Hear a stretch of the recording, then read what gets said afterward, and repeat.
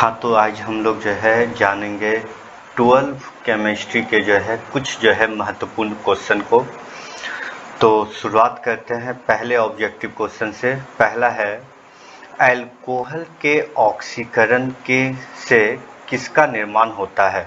प्रश्न क्या है, अल्कोहल के ऑक्सीकरण से किसका निर्माण होता है। ऑक्सीकरण यानी कि जिसको हम लोग कहते हैं ऑक्सीडेशन। तो हमको बताना है कि अल्कोहल के ऑक्सीडेशन से किसका निर्माण होता है। तो अल्कोहल कहते किसको हैं, तो जब जो है किसी एल्काइल ग्रुप के साथ हाइड्रोक्सी ग्रुप जुड़ा होता है तो उसको बोलते हैं अल्कोहल।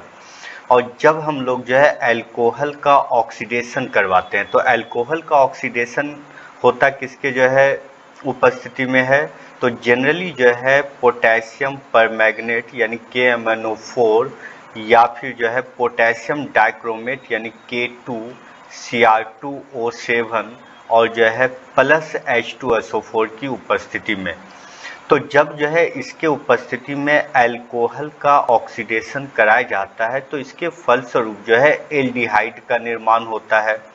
और जब जो है एल्डिहाइड का भी जो है हम लोग क्या करवाते हैं, ऑक्सीडेशन करवाते हैं, तो इसके फलस्वरूप जो है कार्बोक्सिलिक एसिड का निर्माण होता है। ठीक है, तो यहाँ प्रश्न था अल्कोहल के ऑक्सीडेशन से या ऑक्सीकरण से किसका निर्माण होता है। तो हम जाने कि जो है जब अल्कोहल का ऑक्सीडेशन होता है तो किसका निर्माण होता है, एल्डिहाइड का। तो इस प्रश्न का जो सही जवाब हो जाएगा वो हो जाएगा एल्डिहाइड। ठीक है, लेकिन जब एल्डिहाइड का भी ऑक्सीडेशन करवाएंगे तो जाकर के किसका निर्माण हो जाएगा, कार्बोक्सिलिक एसिड का। ठीक है, तो याद रखना है। अगला प्रश्न है, अगले प्रश्न पे आते हैं। अगला प्रश्न है कि जो है निम्नलिखित में से कौन एल्डिहाइड का क्रियाशील समूह है। एल्डिहाइड का क्रियाशील समूह हम लोगों को जो है बताना है। तो पहली बात यहाँ पर हमको ये जान लेना जरूरी होगा कि एल्डिहाइड हो, कीटोन हो या कार्बोक्सिलिक एसिड हो, ये सब का सब जो है क्या होता है, कार्बोनाइल कंपाउंड होता है। क्या होता है, कार्बोनाइल कंपाउंड। और जब किसी कार्बोनाइल कंपाउंड में क्या हो जाता है, एक तरफ जो है हाइड्रोजन ग्रुप जुड़ जाता है और एक तरफ जो है कार्बोनिल कार्बन के साथ जो कोई एल्काइल ग्रुप जुड़ा होता है तो इसे हम लोग क्या कहते हैं, एल्डिहाइड कहते हैं। ठीक है, वही अगर जो है कोई कार्बोनाइल कंपाउंड है जिसमें कार्बोनिल कार्बन के साथ एक तरफ जो है एल्काइल ग्रुप और एक तरफ जो है जुड़ा हो जो है हाइड्रोक्सी ग्रुप, तो वह कार्बोक्सिलिक एसिड हो जाता है। और अगर जो है कोई कार्बोनिल कंपाउंड है जिसमें कि जो है कार्बोनिल कार्बन के साथ जो है एक दोनों तरफ जो है कोई एल्काइल या एराइल ग्रुप जुड़ा हुआ हो तो वह हो जाता है कीटोन। तो ये मेरा क्या है, कीटोन। ये क्या हो गया, कार्बोक्सिलिक एसिड, जिसको हम लोग चाहें तो जो है डायरेक्ट इस प्रकार से भी लिख सकते हैं। और ये हो गया हमारा जो है एल्डिहाइड, जिसको अगर हम लिखना चाहें तो जो है RCHO भी लिख सकते हैं। तो प्रश्न था कि निम्नलिखित में कौन एल्डिहाइड का क्रियाशील समूह है। तो यहाँ पर एल्डिहाइड का जो क्रियाशील समूह होगा वह क्या हो जाएगा, CHO, यानी कि जो है B इसका सही जवाब हो जाएगा। अगले प्रश्न पे आते हैं। अगला प्रश्न है निम्नलिखित निम्न में से किस यौगिक में हाइड्रोजन बंधन है। ठीक है, बताना कि निम्न में से जो है किसमें क्या है, हाइड्रोजन बॉन्ड मौजूद होता है। तो हाइड्रोजन बॉन्ड कहते किसको है, तो जब हाइड्रोजन के साथ कोई जो है हायर इलेक्ट्रोनेगेटिव एलिमेंट जो है संयोग करके किसी बॉन्ड का निर्माण करता है तो उस बॉन्ड को हम लोग क्या कहते हैं, हाइड्रोजन बॉन्ड कहते हैं। और जनरली हाइड्रोजन बॉन्ड को याद रखने के लिए कि किसमें हाइड्रोजन बॉन्ड है, इसको याद रखने के लिए हम लोग क्या करेंगे, एक ट्रिक याद रखेंगे जो है HFON, HFON।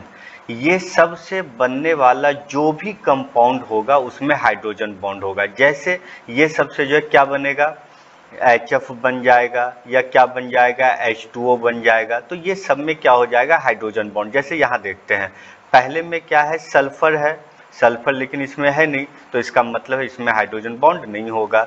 अगला है CH4, तो इसमें क्या है, हाइड्रोजन तो है लेकिन कार्बन इसमें नहीं आ रहा है तो इसका मतलब इसमें भी हाइड्रोजन बॉन्ड नहीं होगा। अगला है H2O, तो हाइड्रोजन और क्या है, ऑक्सीजन, यहाँ हाइड्रोजन भी है और ऑक्सीजन भी है, तो इसका मतलब है इसमें क्या है, हाइड्रोजन बॉन्ड होगा। फिर NaCl है तो इसमें भी हाइड्रोजन बॉन्ड नहीं होगा, तो इसका सही जवाब हो जाएगा H2O, जिसमें हाइड्रोजन बॉन्ड होता है। ठीक है, अगले प्रश्न पे आते हैं। अगला प्रश्न है अनुसंख्य गुण, जिसको हम लोग जो है कहते हैं कॉलिगेटिव प्रॉपर्टी। बोला कि अनुसंख्य गुण किस पर निर्भर करता है। अनुसंख्य गुण यानी कॉलिगेटिव प्रॉपर्टी होता क्या है, पहले इसको समझते हैं फिर जो है जानते हैं इसका सही जवाब क्या होगा। तो जो है किसी विलयन या सॉल्यूशन का वह गुण जो उसके विलय के कणों की संख्या के ऊपर निर्भर करता है। कोई सॉल्यूशन है ना, तो सॉल्यूशन अगर है तो उस सॉल्यूशन का निर्माण जो है करने वाला विलय का कई सारा कण होगा, तो जो है किसी विलयन का वह गुण जो उसके कणों की संख्या यानी विलय के कणों की संख्या के ऊपर निर्भर करता, ना कि उसके मोल की संख्या या फिर जो है विलाय की प्रकृति या विलय की प्रकृति पर, उसे हम लोग क्या कहते हैं, उस विलयन का अनुसंख्य गुण या कॉलिगेटिव प्रॉपर्टी कहते हैं, जो मुख्य रूप से विलयन का 4 होता है। कॉलिगेटिव प्रॉपर्टी कितने प्रकार का होता है, 4 प्रकार का। पहला होता है एलिवेशन ऑफ बॉइलिंग पॉइंट, दूसरा होता है डिप्रेशन ऑफ फ्रीजिंग पॉइंट, तीसरा होता है relative loading of vapour pressure, अगला होता है ऑस्मोटिक प्रेशर। यानी कि 4 जो है कॉलिगेटिव प्रॉपर्टी होता है, जिसमें से कि जो है यहाँ पर जो बोला जा रहा है इस प्रश्न का जवाब वैसे क्या हो जाएगा, बोला था अनुसंख्य गुण जो है किस पर निर्भर करता है, तो अभी बता विलाय की प्रकृति पर नहीं करेगा, विलय की प्रकृति पर भी नहीं करेगा, तो निर्भर किसके ऊपर करता है, तो विलय के कणों की संख्या के ऊपर, ना तो इसके जो है आणविक द्रव्यमान पर भी निर्भर करता है। तो सही जवाब हो जाएगा विलय के कणों की संख्या के ऊपर। अगले प्रश्न पे आते हैं। अगला प्रश्न है कि जो है रोगों के उपचार के लिए रसायनों के उपयोग को क्या कहा जाता है। यानी कि बताया कि जब रोग का उपचार किसके द्वारा किया जाता है, रसायनों के द्वारा, यानी कि केमिकल सब्सटेंस के द्वारा किया जाता है, तो उसको क्या कहते हैं। तो पहला है कीमोथेरेपी, अगला है फिजियोथेरेपी, एंजियोथेरेपी और पॉलीथेरेपी। पहले जानते ये सब होता क्या है। तो कीमोथेरेपी क्या होता है कि इसमें रोगों का उपचार जो है रसायनों के द्वारा किया जाता है। ठीक है, तो मेरा सही जवाब तो हो गया कि कीमोथेरेपी ही होगा, लेकिन अगले को भी जान लेते हैं। अगला है फिजियोथेरेपी। इसमें क्या होता है, रोगों के उपचार के लिए ना हम लोग जो है किसी जो है केमिकल सब्सटेंस का उपयोग ना करके जो है एक्सरसाइज हो गया, मसाज हो गया, ये सब के द्वारा जो है करते हैं। ठीक है, फिर जो है एंजियोथेरेपी भी जो है वही हो जाता है, इसमें जो है किसी भी प्रकार के रसायन का उपयोग नहीं किया जाता है। पॉलीथेरेपी है, पॉलीथेरेपी में क्या होता है कि जो है कई तरह के जो है ऐसे सब जो है जैसे फिजियोथेरेपी हो गया, एंजियोथेरेपी हो गया, ये सब जैसे जो है थेरेपी का जो उपयोग किया जाता है, यानी कि कई सारे थेरेपी का इसमें जो उपयोग किया जाता है, जिसमें रसायन का बिल्कुल भी उपयोग नहीं होता है। तो इसका मतलब है इस प्रश्न का जो सही जवाब होगा वो क्या हो जाएगा, कीमोथेरेपी। ठीक है, अगले प्रश्न पे आते हैं। अगला प्रश्न है कि निम्नलिखित में कौन सा मादक दर्दनाशक है। ठीक है, दर्दनाशक यानी जिसको बोलते हैं हम लोग जो है एनाल्जेसिक।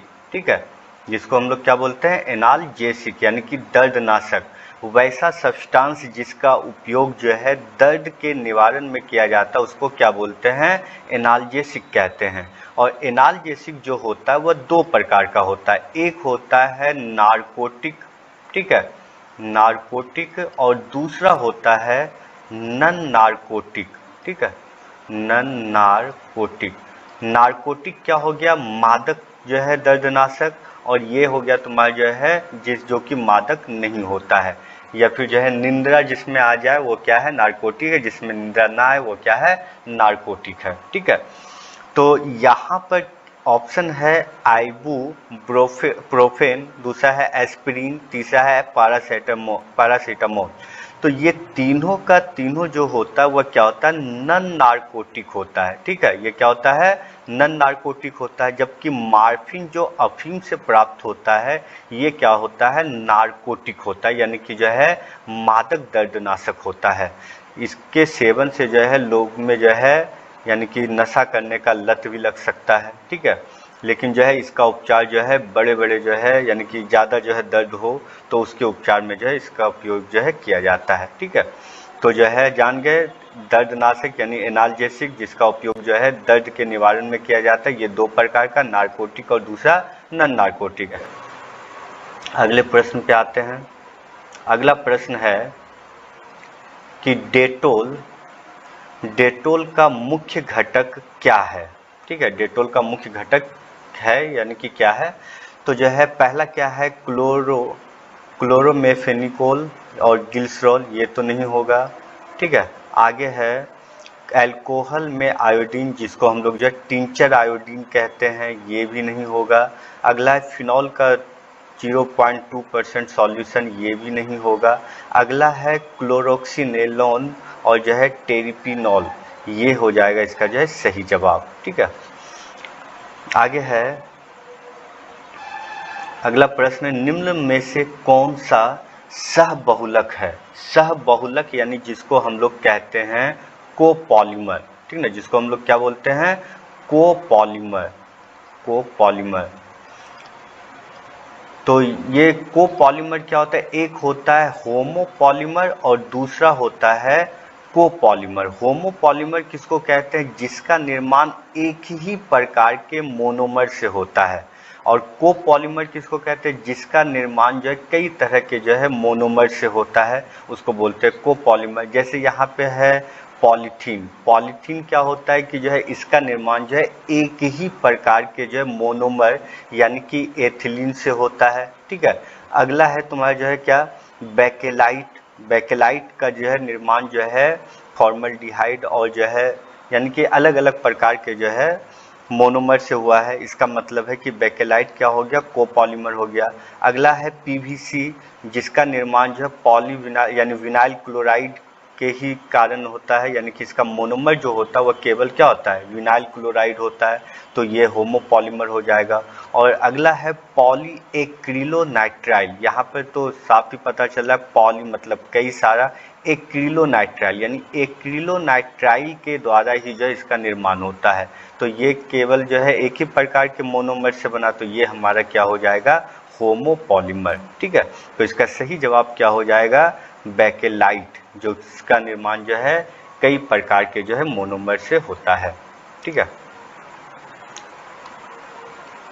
अगले प्रश्न पे आते हैं। अगला प्रश्न है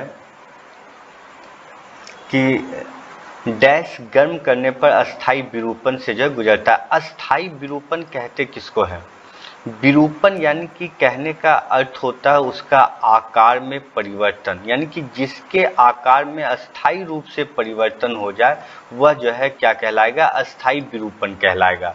तो हम लोग जानते हैं कि जो है पॉलीथीन हो, पीवीसी हो या टेफ्लॉन हो, ये तीनों जो होता है इसको गर्म करने पर जो मुलायम हो जाता है, इसको चाहे तो दूसरे रूप में जो है हम फिर से जो है बदल सकते हैं। तो इसका मतलब है कि ये सब में जो है अस्थाई विरूपण जो है पाया नहीं जाता है। लेकिन बेकेलाइट जो एक प्रकार का प्लास्टिक होता है, थर्मोसेटिंग प्लास्टिक होता है, इसको एक बार जो है किसी आकार में ढाल दिया जाए तो इसको दोबारा जो है अलग आकार में ढाला नहीं जा सकता है। तो इसका मतलब है कि जो है बेकेलाइट को गर्म करने पर जो है क्या होता है, अस्थाई विरूपण जो है उत्पन्न होता है, ठीक है। चलते हैं अगले और जो लास्ट प्रश्न पर। अगला प्रश्न है, हेमेटाइट किसका अयस्क है, यानी कि हेमेटाइट बताना है कि जो है किसका अयस्क है, यानी ओर है।